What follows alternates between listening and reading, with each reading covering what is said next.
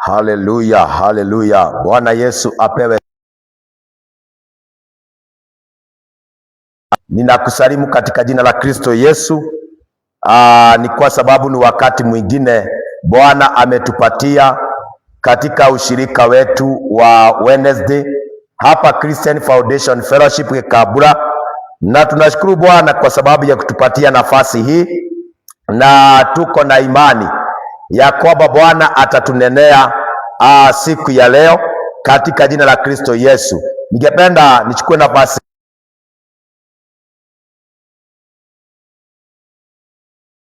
katika jina la Kristo Yesu. Baba, katika jina la Kristo Yesu, nashukuru kwa sababu ya nafasi hii. Nimesimama mbele za watu wako katika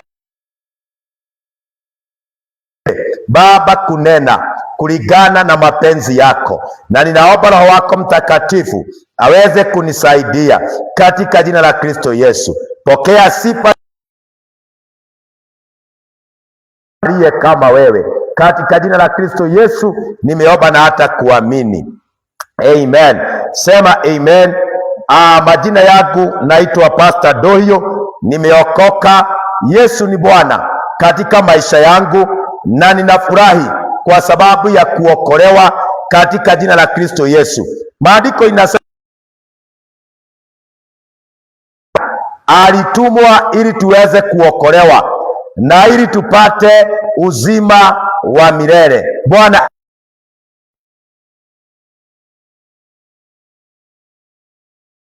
potea bali atapata uzima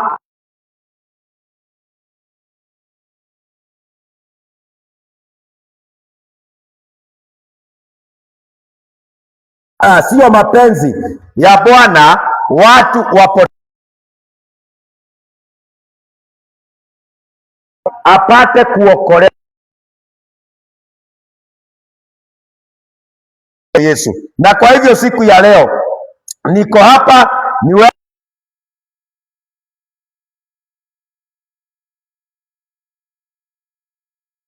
kuwa ninaongea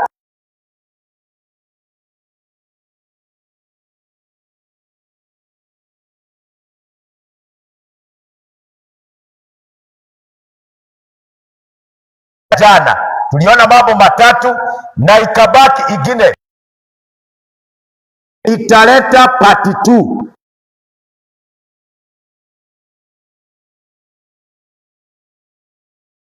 Neno ambalo ni katika Isaia 53 ambayo inasema ya kwamba panua mahali pako pa hema. Bwana apewe sifa. Na tuliangalia mambo mengi sana bila kuongea yale mambo yalibaki, tuone ya kwamba nini wewe kuendelea mbele, kwa maana kama nilikwambia jana ya kwamba mapenzi ya Mungu na kusudi la Bwana ni kila mtu ni kila mwanadamu aweze kuendelea mbele. That is the will of God. Na kwa hivyo siku ya leo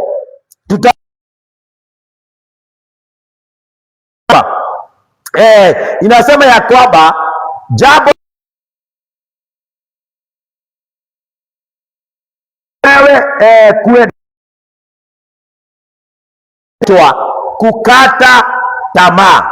Bwana apewe sifa. Kukata tamaa inaweza kukuzuilia wewe uendelee mbele, na maandiko inasema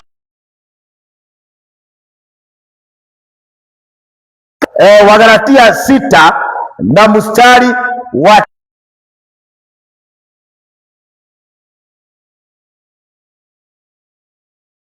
mema. Bwana atukuzwe. Biblia inasema ya kwamba ama Paulo akinena akawaambia ya kwamba msishoke katika. Bwana apewe sifa. Usishoke katika kutenda mema. Kwa sababu gani? Biblia inasema ya kwamba, wacha tuendelee hapo chini. Inasema ya kwamba maana utavuna kwa wakati wa.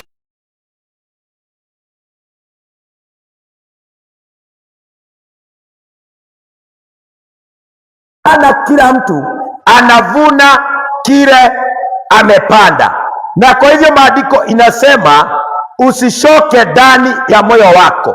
Na njia ingine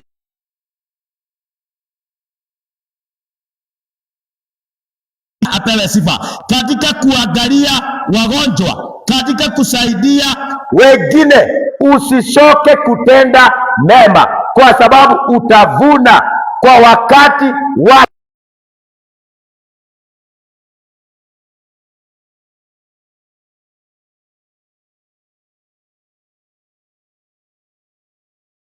Kwamba Mungu anaweza kunena jambo katika uvike mahali ukate tamaa. Kwa sababu gani? Umegojea na hii kitu haifiki, ama hii mlango haifunguki. Yale Bwana amenena juu ya maisha yako hauyapati, unashindwa na kuvumilia. Bwana apewe sifa. Kwa maana mwanadamu anaposhindwa na kuvumilia anakata tamaa, anatolewa akiwa ndani ya nyumba, aone ya kwamba hakai.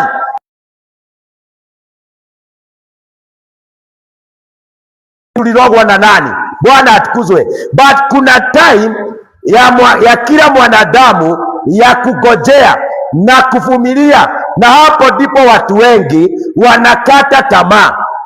Bwana apewe sifa. Hapo ndipo watu wengi wanakosa ama wanashindwa na kuvumilia. Anaitwa Daudi. Naposoma katika Psalm 40 inasema ya kwamba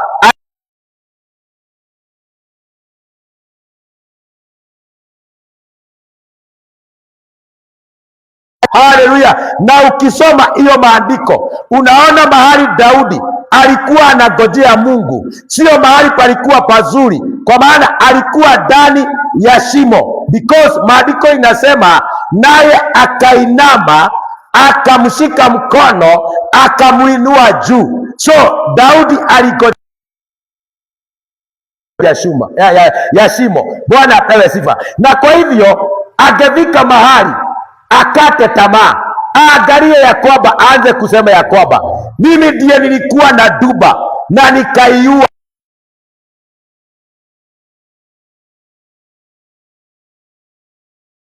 Angekata tamaa, lakini alijitia nguvu, akavumilia, akagojea Bwana akiwa mahali pale.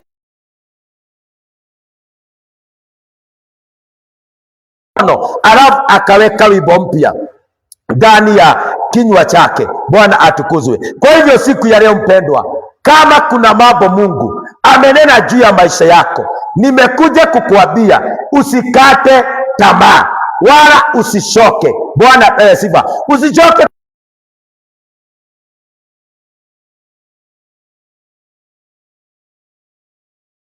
roho ya kukata tamaa ikuzuilie wewe kuendelea mbele. Bwana apewe sifa. Kwa maana hii ndio mambo shetani huwa analetea watu wa Mungu, ndio wanapoangalia aone ya kwamba huyu mtu ataendelea, atapata kile aliahidiwa na Mungu, ndio analetaga mambo kama hii ya kukata tamaa. Bwana apewe sifa. Tunapoangalia katika maandiko Genesis 41, ningependa tukaweze kujifundisha na mtu ambaye anaitwa Joseph. Kitabu cha Genesis 41 and verse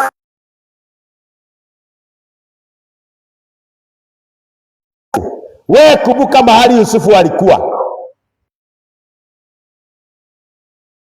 au akamwambia Yusufu, tazama nimekuweka juu ya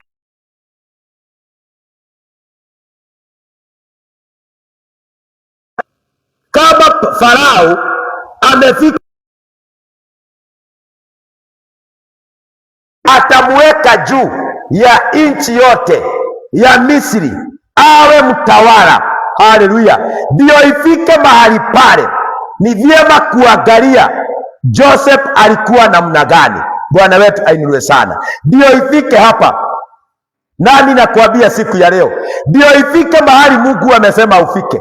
Ndio akufanye wewe kiongozi, ndio akufanye wewe kuwa mtumishi wake, ndio akufanye wewe kuwa mtu.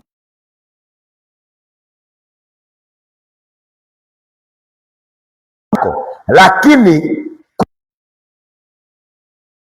na hapo ndipo anasema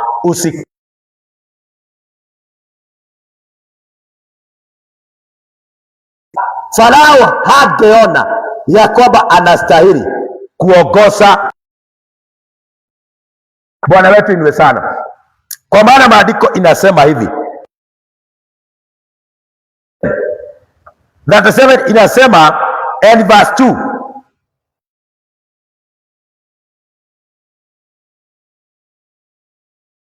verse 2, hivi ndivyo vizazi vya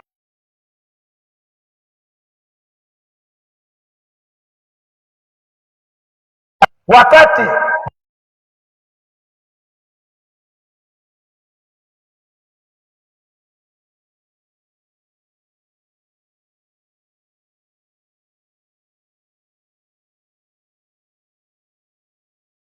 atawale Misri.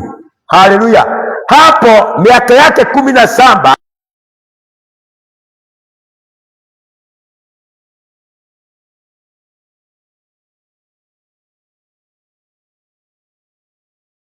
pale, ama kuna miaka mahali pale Joseph aligojea na alivumilia.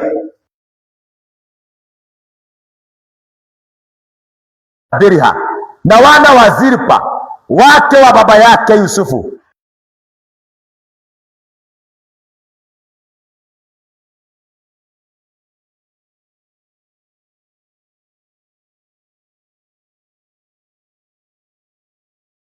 wake akamfanyia kanzu ndefu. Angalia, Israeli alitabua Joseph.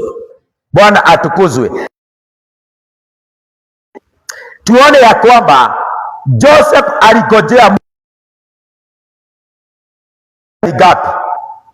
Because alikuwa na miaka 10 hapo 41 and verse 46.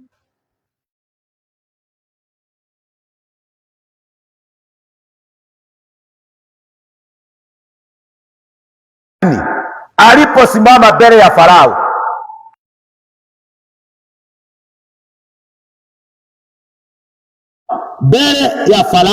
mfalme wa Misri, alikuwa na miaka 30.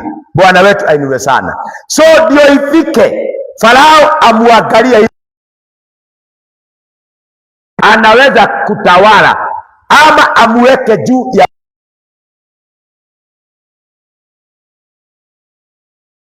hakushoka kugojea Bwana hiyo miaka 13. Bwana atukuzwe. Ndio Farao aliweza kumuinua, ndio Farao aliweza kutambua kile kilikuwa ndani ya moyo wa Joseph. Haijalishi Mungu alikunenea lini, ama ni miaka 5 ama 20 imepita, na kuambia kile Mungu alinena juu ya maisha yako kitakuja kutimia katika jina la Kristo Yesu. So kile Mungu anataka ni ya kwamba usikate tamaa, wala usishoke na kumgojea, na usishoke na kumtumikia.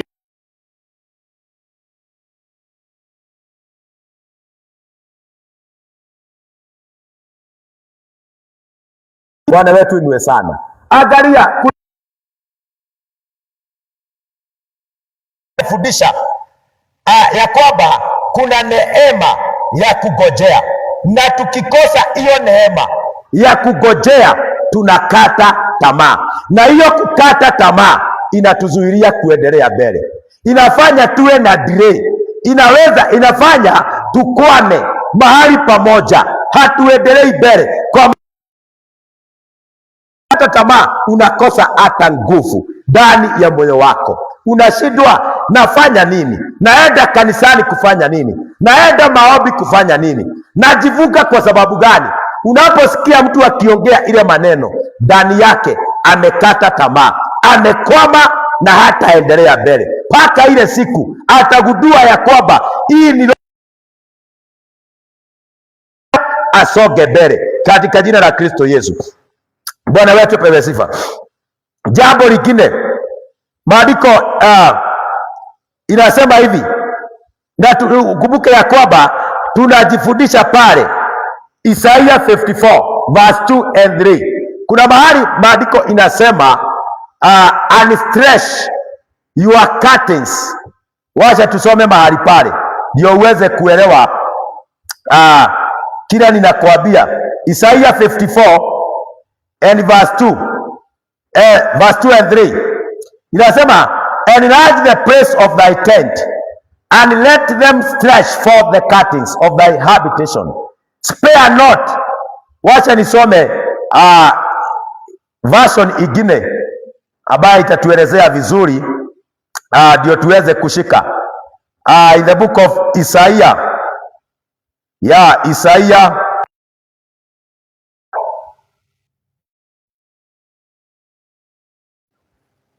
Mungu awabariki awatende mema katika jina la Kristo Yesu. Tuonane kesho in Jesus name. Hey, hallelujah. Tutapatana kesho kwa neno lingine, lakini ningependa tu nikusomea hii ambayo nilikuwa ninataka kukusomea. Your tent.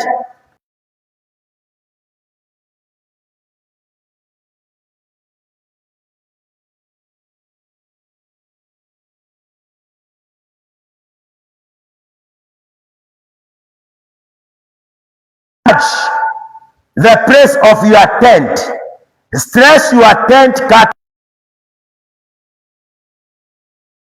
out, strengthen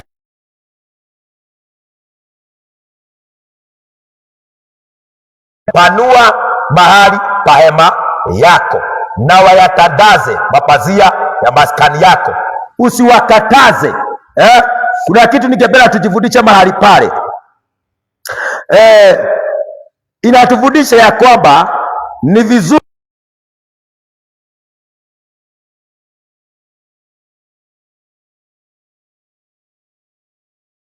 unapoanza kufikiri kidogo, Bwana pesiva na limitation inaanza katika mawazo. You limit yourself in your mind. Ona ya kwamba ile maisha unaishi inalingana na vile unawaza, inalingana na vile unafikiria.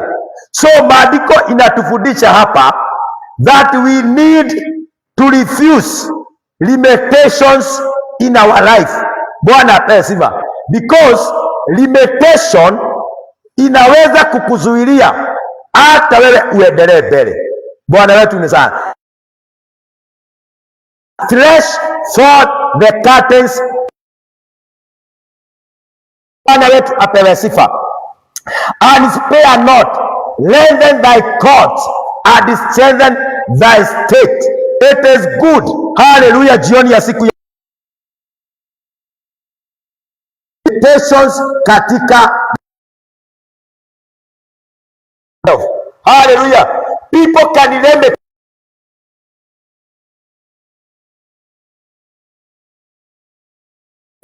Nilikuwa naambia watu ya kwamba kama ni kula vizuri.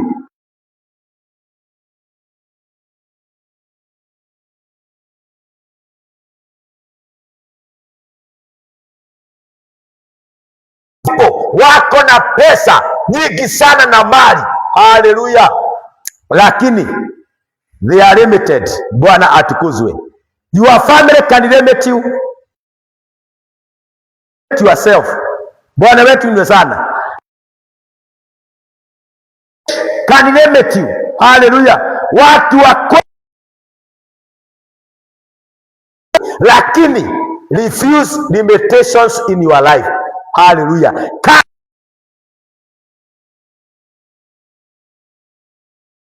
Ni tuendelee mbele, ni tubarikiwe. Na ukibarikiwa, kaa kama mtu ambaye amebarikiwa. Mpaka watu wanashindwa, kwani tujue umebarikiwa, ndio ututie nguvu tujue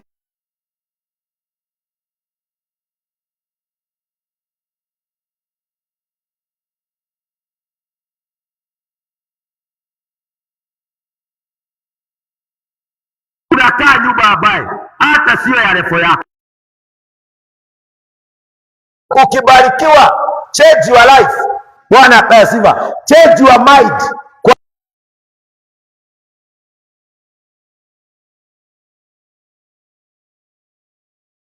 Huyu mtu alikuwa chini, lakini leo ameinuliwa. Lakini unaweza inuliwa mpaka unakulaga mahogo pale badala ya kukula nyama.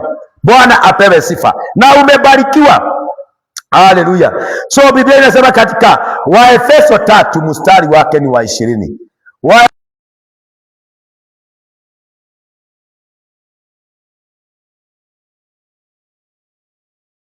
Vile Mungu anavyosema, basi atukuzwe yeye awezaye kufanya mambo.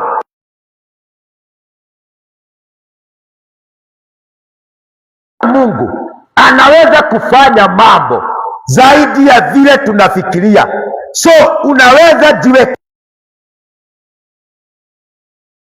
maisha yako kupitia mawazo yako, lakini Mungu wetu anaweza kufanya mambo ya ajabu. Unaomba Mungu anaweza so na wewe anza kufanya mambo, anza kukaa vizuri. Bwana atukuzwe, kwa maana unaomba zaidi.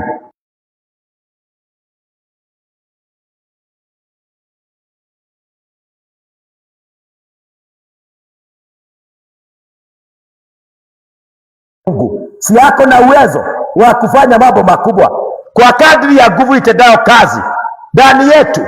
Bwana atukuzwe. Kama Mungu kubali watu wa kulimit, Bwana wetu niwe sana. So lazima watu wa Mungu, let us change our enlarge our panua hema ya mawazo yetu, macho itafunguka na baraka za Mwenyezi Mungu katika maisha yako. Lakini ukikaa unaanza kufikiria mambo madogo,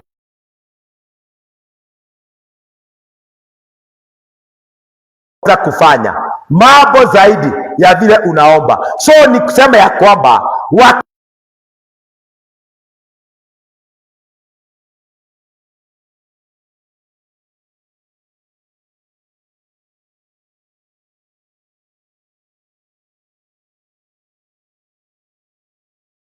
fikiria kujenga kwa benki, lakini mawazo yake ameipanua.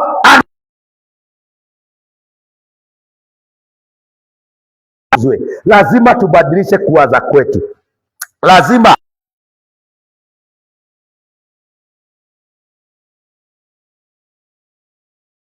tudogo, anza kufikiria vitu kubwa, na ukifikiria kitu, Bwana wetu apewe sifa, kwa maana unaishi maisha kulingana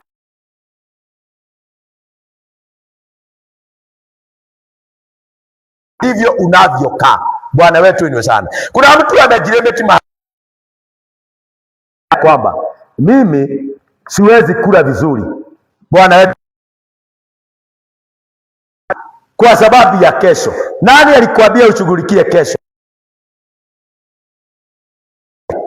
Maandiko inasema wewe ni zaidi ya ndege wa angani. Angalia hawalimi wakufi. Bwana apewe sifa. na hata wakikufa hawakufi kwa sababu ya njaa. Mungu anawalisha, lakini wewe ni zaidi ya hiyo ndege ya angani. Lakini kwa sababu ya kulimit katika mawazo yetu, ndio tunaonaga ya kwamba ni kuisha tunaisha. Bwana atukuzwe. So wacha kufikiria mambo madogo, anza kufikiria mambo makubwa katika maisha yako. Anza kufikiria kanisa kubwa, na fikiria shamba kubwa, na fikiria watu wengi, kwa maana maandiko inasema Mungu atatupatia mataifa. Siwezi tosheka na watu 50 ama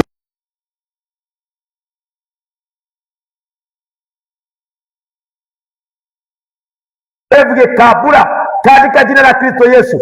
Na nikiongea hivyo mtu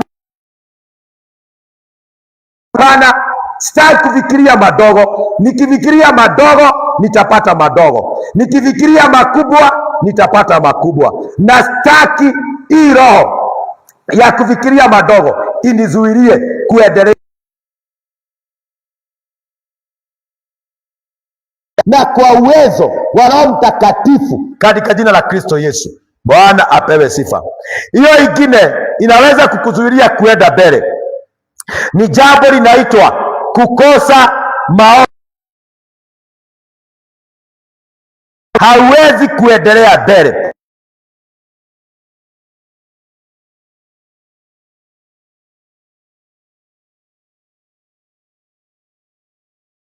Ni wewe hauombi.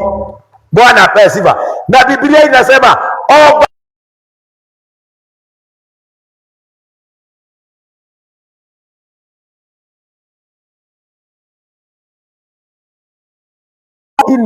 mstari wa 2 inasema ya kwamba mwatamani. Hebu sikiza, mwatamani, you desire a lot in your heart, wala hamuna kitu. Bwana atukuzwe. Imagine unatamani kukaa vizuri, unatamani kuoa, unatamani kujenga, unatamani kuweka biashara, unatamani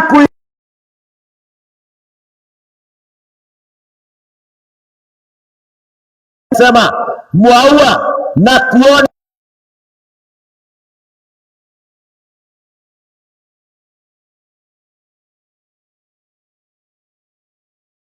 kuwa na wivu, wala hamwezi kupata. Hivyo ndivyo maandiko inasema. Kwa nini inasema hivi?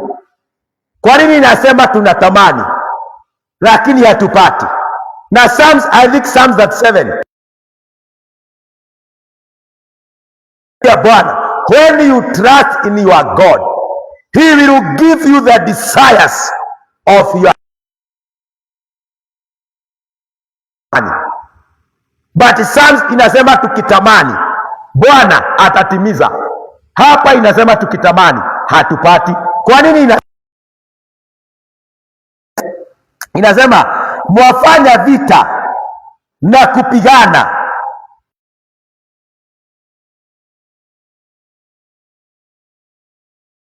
Pigana katika maisha yako, ukipigania huduma yako, ukipigania jamii yako, ukipigania maisha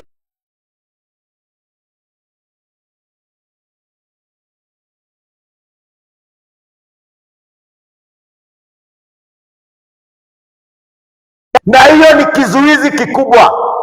When we lack prayers in our life, Bwana apewe sifa.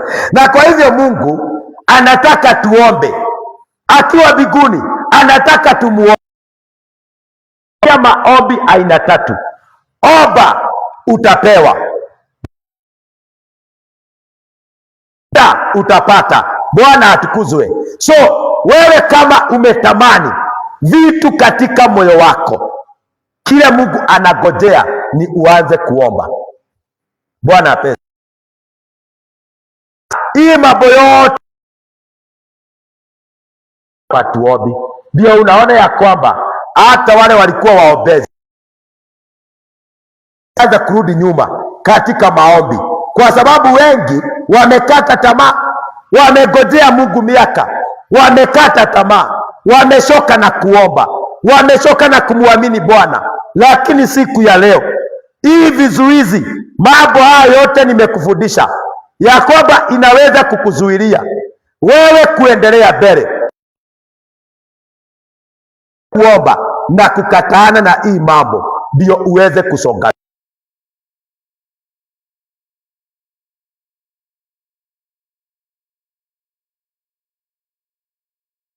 Tunwe sana kama vile nilikuambia jana, like the 4 lepers, hao watu wanne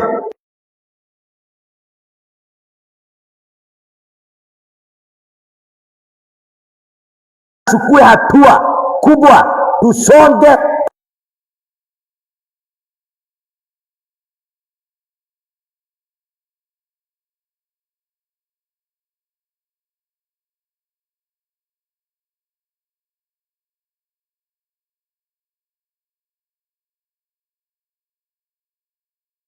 tukiingia ndani si tutakufa. So wakariski maisha, wacha tusonge mbele. Na kuambia siku ya leo walibarikiwa, nami nikuambie leo, chukua hatua maombi katika maisha yako. Wacha kupenda blanketi, we amka, kwa maana maombi ni kazi. Amka, enda kanisani. Haleluya! Amka, enda ushirika. Amka, enda katika nyumba la Bwana, enda ukaombe, na Mungu hawezi choka.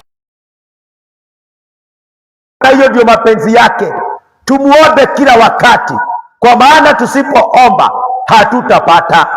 Hata tukitamani ndani ya mioyo yetu, hakuna kitu tutapata kama hatutaomba. So maombi ni mazuri, na huwa tunasema prayer is communicating with God. Bwana atukuzwe. 6, but there are so many hindrance ambazo zinaweza kukuzuilia kuendelea mbele, lakini nimekufundisha habari ya mambo 6. Tuliona ya kwanza, ondoa uoga katika maisha yako. Ya pili, tukasema ya kwamba ondoa roho ya kutoamini. Tuliona ya kwamba Yesu hakufanya miujiza mingi kwa sababu wale watu hawakuamini, walijazwa na roho ya kutoamini. Ondoa hiyo roho ndio uweze kusonga mbele.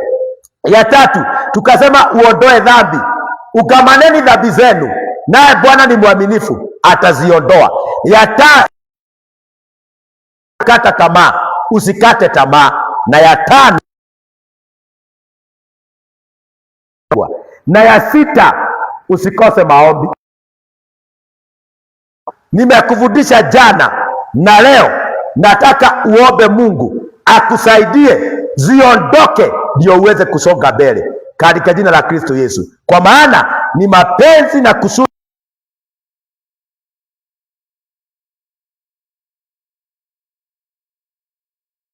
area ama tume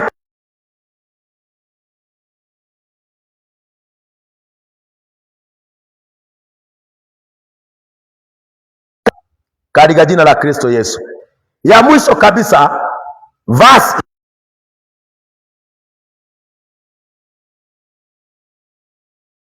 20,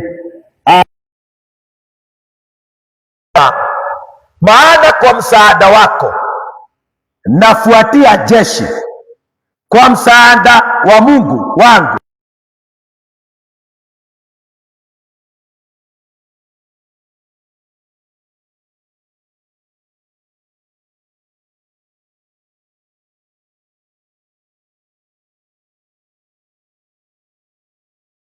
ya jeshi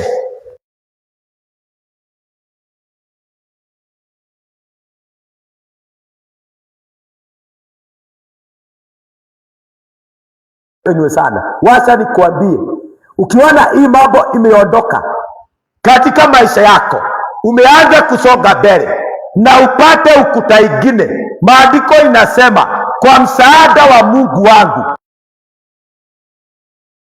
So ni kusema maukuta haitatuzuilia kusonga mbele kama tumeondoa hivi vizuizi, kwa maana tunaweza pewa mabawa na turuke ukuta katika jina la Kristo Yesu. Na ndio Mungu aliambia Musa, kaambia Musa, Ambia wana wa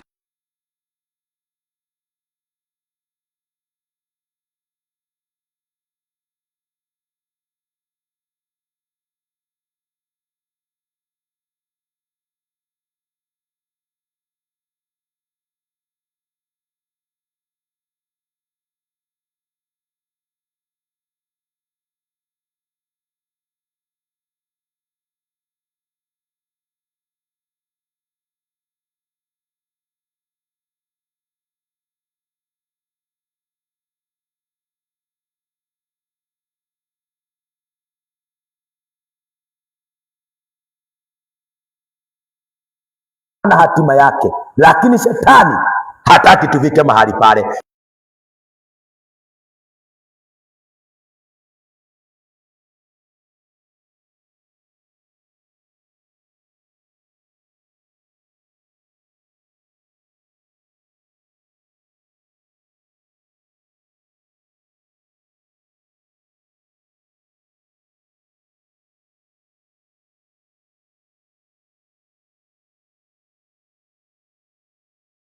Na mapenzi yako ni sisi Bwana tuweze kuendelea mbele huduma zetu.